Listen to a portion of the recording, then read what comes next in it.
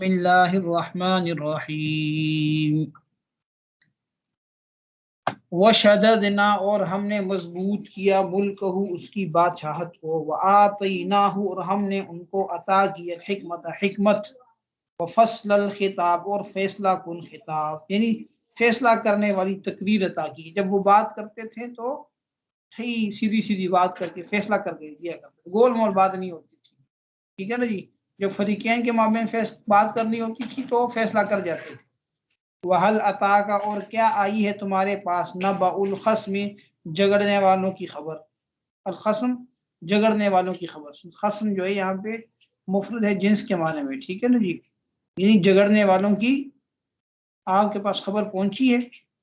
اس جب تصوروا انہوں نے کیا کیا، یعنی انہوں نے کیا کہتے ہیں اس کو، پھلانگی. المحراب کیا چیز، محراب، یعنی دیوار پھلانگ کر محراب کے اندر داخل ہو گئے. محراب سے مراد یہاں پہ حضرت داؤد علیہ السلام کا عبادت خانہ ہے کہ اس کی دیوار پھلانگ کر آ گئے. ٹھیک ہے نا جی. اور پھر کیا ہوا، اس دخلوا جب وہ داخل ہوئے. اصل میں یہاں پہ یہ جو واقعہ ہے نا جی، یہ حضرت داؤد علیہ السلام، ترجمہ پہلے کر لوں میں. اس دخلوا جب وہ داخل ہوئے علی داؤد علیہ السلام پر. ففزع منہم تو داؤد ڈر گئے ان سے. یہاں جمع کا صیغہ لے کے آ رہے ہیں تو اصل میں تو تثنیہ ہے نا.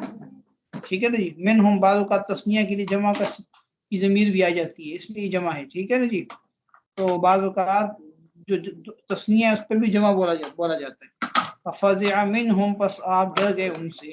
قالوا تو وہ کہنے لگے لا تخف آپ مت ڈریے، آپ خوف نہ کھائیے. خصمانی ہم دو جھگڑنے والے ہیں. خصمن کی تسنیہ خصمانی ہم دو جھگڑنے والے ہیں. بغا بعضنا علی بعض کی زیادتی کی ہے ایک نے ہم میں سے ایک نے دوسرے پر. دو ہے نا، بعضنا بعض، ہم میں سے بعض نے بعض، ہم میں سے ایک نے دوسرے پر. سیاق سے ترجمہ خود بخود متعین ہو رہا ہے. ٹھیک ہے نا کہ دو لوگ ہیں، ہم میں سے ایک نے دوسرے پر زیادتی کی. فحکم آپ فیصلہ کر دیجئے بیننا ہمارے مابین بالحق کی حق کے ساتھ. ولا تشتت اور آپ کیا نہ کیجئے، زیادتی نہ کیجئے، ظلم نہ کیجئے، بے انصافی نہ کیجئے. وحدنا اور آپ ہماری رہنمائی کر دیں الی سواء الصراط سیدھے رستے کی جانب. سیدھے رستے کی جانب آپ ہماری کیا کر دیجئے، رہنمائی کر دیجئے. اب وہ کیا کہنے لگے، کیا مقدمہ لے کے کیا بات ہوئی، کہنے لگے ان ھذا اخی، ایک ان میں سے کہنے لگا کہ یہ میرا بھائی ہے. ان ھذا بے شک یہ اخی میرا بھائی ہے. لہو 99 نعجۃ اس کے پاس ہیں 99 دمبیاں. ناجہ کہتے ہیں دمبے کو. ٹھیک ہے نا. ولی اور میرے پاس نعجۃ واحدہ ایک دمبی ہے. فقال اور یہ مجھے کہتا ہے، اس نے مجھے کہا ہے کیا، اکفلنیھا کہ وہ بھی مجھے دے دو. اکفلنیھا وہ ایک دمبی، اکفل تم دے دو، نی مجھے، ہاں وہ دمبی. ٹھیک ہے نا جی. یہاں پہ فعل بھی ہے فاعل بھی ہے، دو مفعول ہیں یہاں پہ. اچھا، اکفل امر کا صیغہ ہے جس میں انت ضمیر فاعل ہے. نی یا ضمیر متکلم کی مفعول ہے، وہ ہاں مفعول ثانی ہے جو ناجتن کی طرف لوٹ رہی ہے. اکفلنی کہ تم دے دو مجھے، ہاں وہ دمبی. وعزنی اور اس نے کیا کر لیا جی، غلبہ پا لیا میرے اوپر، یا مجھے دبا دیا. فی الخطاب گفتگو میں مجھے دبا دیا اس نے. قال داؤد علیہ السلام نے کہا لقد ظلم، کس سے، وہ 99 والوں سے کہا. کیا کہا اس سے کہ لقد ظلمک، لقد سوری اس سے کہا، یعنی جو کرنے والا تھا ایک دمبی کے بارے میں جو بات کر رہا تھا، جس کے پیچھے بات چل رہی ہے، اس کو کیا کہا کہ لقد ظلمک یقیناً اس نے ظلم کیا تجھ پر. بسؤال ناجتک تیری دمبی مانگ کر. ٹھیک ہے، بسؤال ناجتک تیری دمبی کا سوال کر کے، الی نعاجی اپنے دمبیوں کے ساتھ، یعنی تیری دمبی اپنی دمبیوں کے ساتھ ملانے کا سوال کر کے اس نے کیا کیا، ظلم کیا ہے. وَإِنَّ كَثِيرًا مِّنَ الْخُلَطَاءِ اور بے شک بہت سارے شرکاء، خلطاء خلید کی جمع ہے، خلید بمعنی شریک کے، اور بہت سارے شریک. لا يبغي بعضهم على بعض البتہ وہ زیادتی کرتے ہیں ان میں سے بعض پر.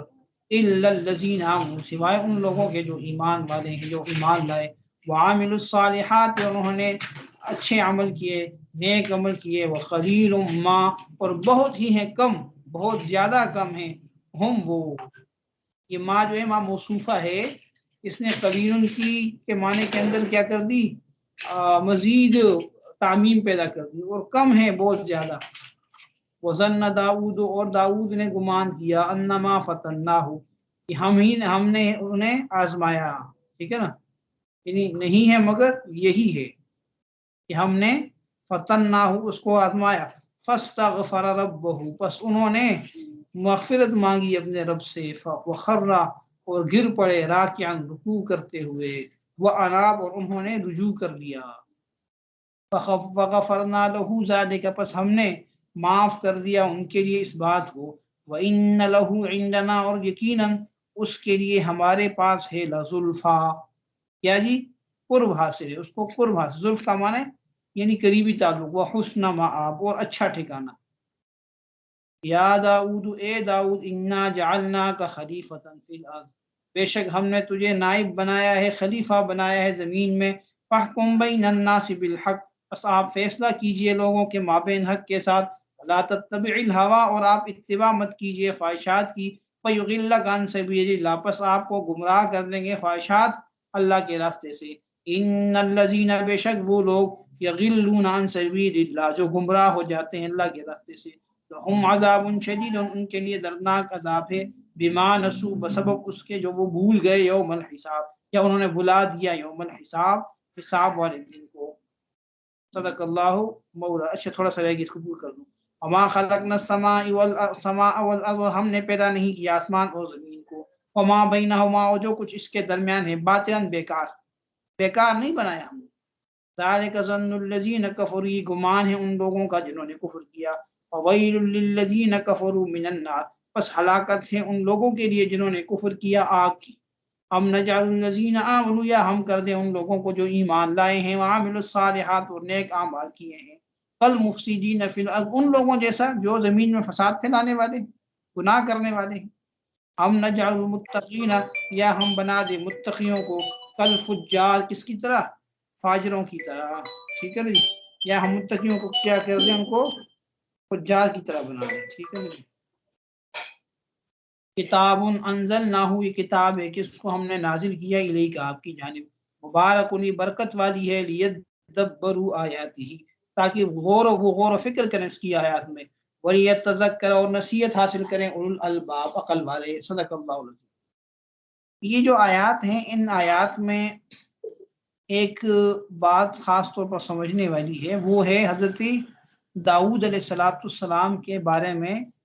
यहाँ आयत नंबर 21 से जो बात बताई जा रही है कि क्या आपके पास वो झगड़ने वालों की खबर पहुंची है कि जब उन्होंने दीवार फलांगी और हजरत दाऊद अलैहिस्सलाम के पास चले गए, हाँ जी, हजरत दाऊद अलैहिस्सलाम उनसे डर गए और फिर उन्होंने अपना एक मुकदमा पेश किया, ठीक है ना जी। ये जो आयात हैं, इन आयात से जो बात मफहूम होती है, तो इतनी बात तो मफहूम होती है कि हजरत दाऊद अलैहिस्सलाम के पास कोई मुकदमा पेश आया था, और वो जो मुकदमा लाने वाले थे वो एक गैर मारूफ तरीके से दीवार फलांग कर दाखिल हुए थे, ठीक है ना जी। और फिर हजरत दाऊद अलैहिस्सलाम ने जो उनसे बातचीत की, उसमें हजरत दाऊद अलैहिस्सलाम से कोई गलती हुई, जिस पे उन्होंने माफी मांगी और अल्लाह ताला ने माफ कर दिया, ठीक है ना। इतनी बात तो समझ आ गई ना आप लोगों को। ये जो पूरी तफसीर है, ये जो आयात हैं जहाँ तक हमने पढ़ी हैं, इसमें इतनी बात तो आप लोग समझ चुके होंगे, ठीक है ना। अब ये जो हजरत दाऊद अलैहिस्सलाम का वाक़या है, ये वाक़या क्या है, ठीक है ना जी, और इसकी क्या तफसीलात हैं, तो इन तफसीलात के बारे में कोई ऐसी सरी बात जो है वो मालूम नहीं होती, ठीक है ना जी। इसमें मुख्तलिफ क्यास आराइयाँ हैं, मुख्तलिफ अकवाल हैं, ठीक है ना जी। तो बस जो जितनी बात इससे मालूम होती है कुरान करीम के جو انداز بیان ہے یا جہاں جو واقعہ بیان کیا گیا، اس سے صرف اتنا معلوم ہوتا ہے کہ اللہ تعالیٰ نے ان کے پاس دو فریق جو تھے وہ بھیجے، اور یہ دو فریق جو تھے حضرت داؤد علیہ السلام کی عبادت خانے میں داخل ہوئے، غیر معروف طریقے سے داخل، دیوار پھلانگ کر، ٹھیک ہے نا۔ تو ایک تو حضرت داؤد علیہ السلام ان سے خوف زدہ بھی ہوئے، تبھی خوف اسے کہتے ہیں، ظاہر انبیاء کو خوف نہیں آتا، اللہ کے سوا کسی سے نہیں ڈرتے، یہ تبھی خوف ہوتا ہے، ٹھیک ہے نا جی، تبھی خوف ہر انسان کو آ جاتے ہیں، ٹھیک ہے نا۔ تو بہرحال حضرت، اور یہ جو واقعہ ہے اللہ تعالیٰ نے جو دو فریق ان کے پاس بھیجے تھے، اس میں اللہ نے ان کا امتحان دیا، ٹھیک ہے نا جی۔ حضرت داؤد علیہ السلام جب اس امتحان پر ان کو معلوم ہوا تو پھر انہوں نے استغفار بھی کیا اور سجدے میں گر گئے، پھر اللہ نے ان کی مغفرت کر۔ یہاں جو اصل مقصود ہے بتانا وہ حضرت داؤد علیہ السلام کی عادت شریفہ اور آپ علیہ السلام کا جو اللہ تعالیٰ کے ساتھ تعلق تھا اور اللہ کی طرف جو رجوع تھا وہ بتانا مقصود ہے، کہ جب حضرت داؤد علیہ السلام کا امتحان ہوا اور انہیں آگاہی ہوئی تو پھر انہوں نے کیا کر لیا، اللہ کی طرف رجوع کر لیا، معافی مانگی اور استغفار کرنے لگے۔ اتنی بات یہاں بتانا مقصود ہے اور وہ ان آیات سے معلوم ہوتی ہے۔ لیکن اب سوال یہ ہے کہ وہ جو امتحان تھا وہ کیا تھا؟ حضرت داؤد علیہ السلام سے اگر کوئی غلطی ہوئی تھی، وہ غلطی کیا تھی جس میں انہوں نے استغفار کیا اور پھر انہوں نے معاف بھی کر دیا؟ بہرحال یہ مختلف قسم کی جو تشریحات ہیں، جب ان کو دیکھا جائے تو اکثر مفسرین نے، جو معتبر مفسرین ہیں، انہوں نے یہاں پہ بڑی احتیاط سے کام لیا۔ انہوں نے کہا کہ بھائی کہ اللہ تعالیٰ نے جتنی بات بتا دی ہے اس کو ہم مان لیتے ہیں، اس کی کیا تفصیلات ہیں وہ جو نہیں بتائی نہ قرآن میں نہ حدیث میں، تو اب ہم ما وہمہ اللہ، کہ جس چیز کو اللہ نے مبہم رکھا ہے اس کو ہم بھی مبہم رکھ دیں، ٹھیک ہے نا۔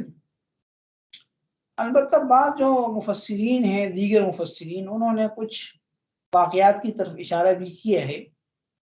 اس میں کچھ اسرائیلی روایات ہیں جس میں ایسی اس قسم کی روایات کو بیان کیا گیا ہے جس سے انبیاء کی جو عصمت ہے اس پہ بھی حرف آتا ہے، ٹھیک ہے نا جی۔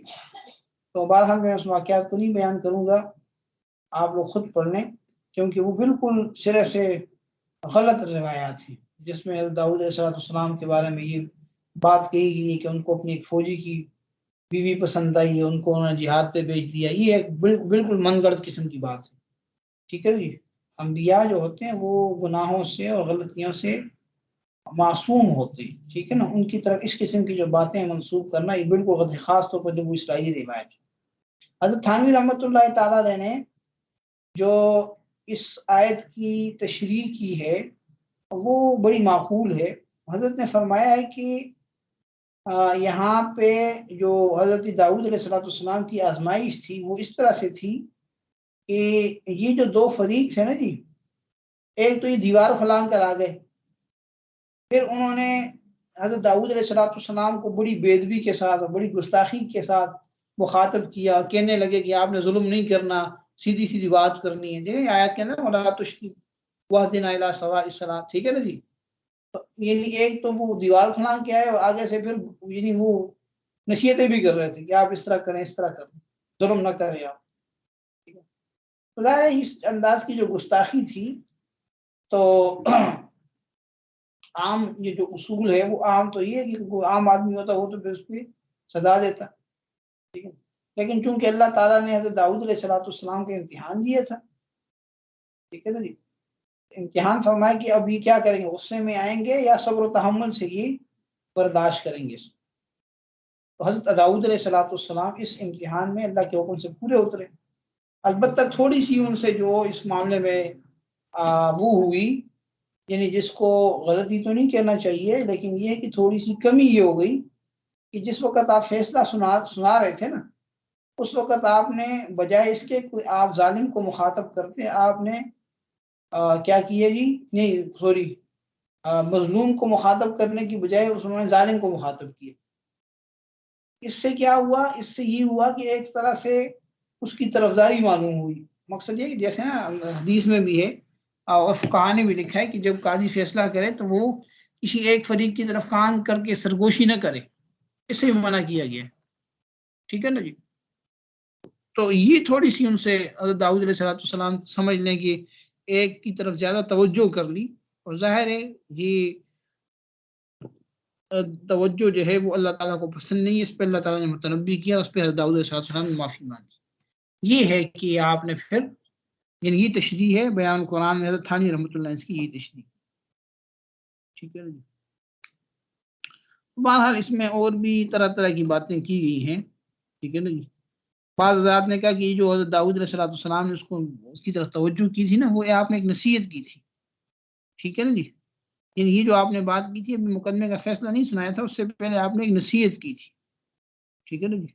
اور اس نصیحت میں آپ نے ایک کی طرف زیادہ تھوڑا سا یہ جھکاؤ جس سے معلوم ہوا، تو ظاہر ہے وہ اللہ تعالیٰ کو یہ بات پسند نہیں آئی، اور پھر اللہ تعالیٰ نے جب متنبی کیا تو اس پہ انہوں نے معافی مانگی. یہ اصل میں بات ہے. باقی اس میں بہت زیادہ اسرائیلی روایات ہیں، خرافات ہیں طرح طرح کی.